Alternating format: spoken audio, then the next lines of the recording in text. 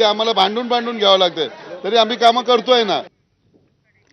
आणि यानंतर आपण थेट अधिवेशनामध्ये जाऊयात, कारण मंत्र्यांची अनुपस्थिती आहे आजच्या अधिवेशनासाठी आणि हा मुद्दा सध्या गाजताना दिसतोय. जाहीर केलं याबद्दल अध्यक्ष महोदय, ज्या मंत्र्यांकडे जे खातं आहे ते मंत्री जर त्या चर्चा ऐकायला आणि त्याचं उत्तर द्यायला नसतील आणि दुसरेच मंत्री जर त्याची चर्चा ऐकणार असतील आणि उत्तर देणार असतील, तर अध्यक्ष महोदय त्या खात्याला आणि त्या प्रश्नाला विधिमंडळाचे सदस्य जे म्हणणं मांडतात त्याला न्याय ते देऊ शकत नाहीत. त्या विषयाच्यासाठी सभागृहात बसलेच नाहीत मंत्री त्या विषयाचे, तर अध्यक्ष महोदय कसं होणार? आणि म्हणून आपण जी नावं जाहीर केलेली आहेत, माझी पुन्हा आपल्याला पुनर्विचार करा. हे मंत्री त्यांची जबाबदारी टाळतायत असा त्याचा अर्थ होतो, तरी त्या मंत्र्यांना त्या विषयात, आता मुख्यमंत्री स्वतःचे प्रश्न होते तर स्वतः येऊन बसले, त्यांनी काही कोणाला डेप्युट केलं नाही. तसं उरलेल्या मंत्री महोदयांनी डेप्युटेशनवर दुसरे मंत्री नेमणं, टेम्पररी विधिमंडळाच्या कामकाजाला, आणि बाकीचा कारभार त्यांनी पाहिजे तो करायचा, याला आपण अडथळा आणायला पाहिजे. आपण ही आता घोषणा केली आहे ती मागे घ्यावी अशी माझी विनंती आहे. आपण ही प्रथा पूर्वी नव्हतीच. अशी प्रथा अजिबात आम्ही इतके वर्ष झालेत कधीच ऐकली ना. आता मागच्या 2-3 अधिवेशनामध्ये अशी नवीन प्रथा तिथून आपण बोलताय, आपण आदेश देताय, ते आम्ही तो सर्वोच्च आदेश म्हणून मानतो. पण किती वेळा एखाद्या अपवादात्मक परिस्थितीमध्ये जर हे होत असेल तर ते मान्य आहे, किंवा ते बाहेर गेलेत किंवा नाही आहेत, अनुपस्थित आहेत. अध्यक्ष महोदय, कुठल्या नियमात आहे की अशा पद्धतीनं पूर्ण सेशनभर लागू करायचं? म्हणजेच या सभागृहाला त्या खात्याचे मंत्री गांभीर्याने घेत नाहीत, असा याचा अर्थ काय? इथे जे काही उत्तर दिलं जातं त्या उत्तराला कुठेच महत्व नसतो. एक तर जे मंत्री इकडे उपस्थित राहतात ते सुद्धा ज्यांच्यावर जबाबदारी सोपवली किंवा उत्तरासाठी त्यांना नेमलं, ते तरी बसतात का पूर्ण वेळ? ते सुद्धा ऐकतात का? आणि मग उत्तर द्यायच्या वेळेस काहीतरी थातुरमातुर उत्तर देऊन त्याच्यावर आपलं समाधान करायचं, ही पद्धत कुठली आहे?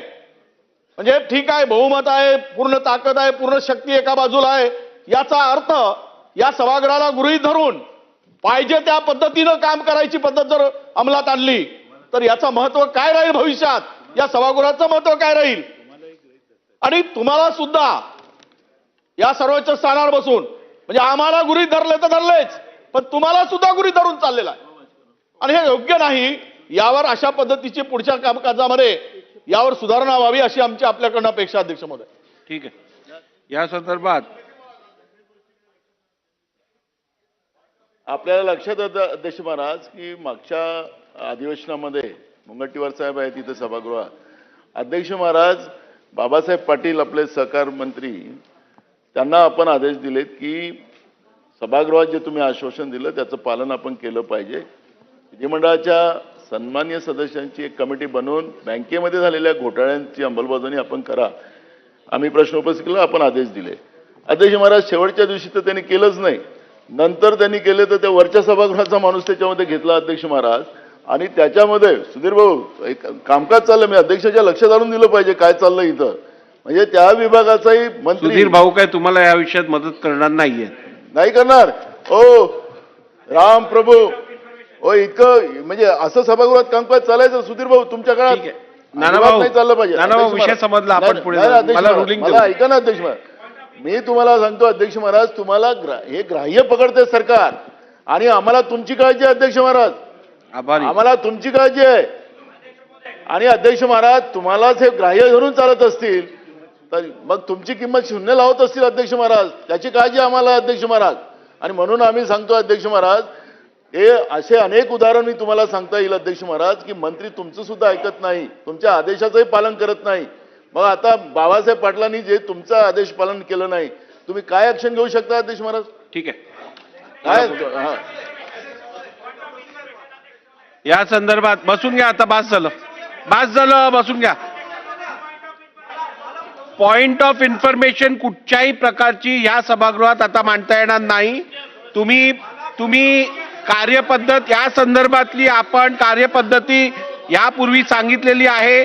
तुम्ही सकाळी काय महत्वाचा मुद्दा आहे त्या संदर्भातली माहिती अध्यक्षांच्या दालनात सबमिट करावी. ती वाचल्यानंतर मी ठरवीन सभागृहात त्याचा उल्लेख करावा किंवा नव्हे.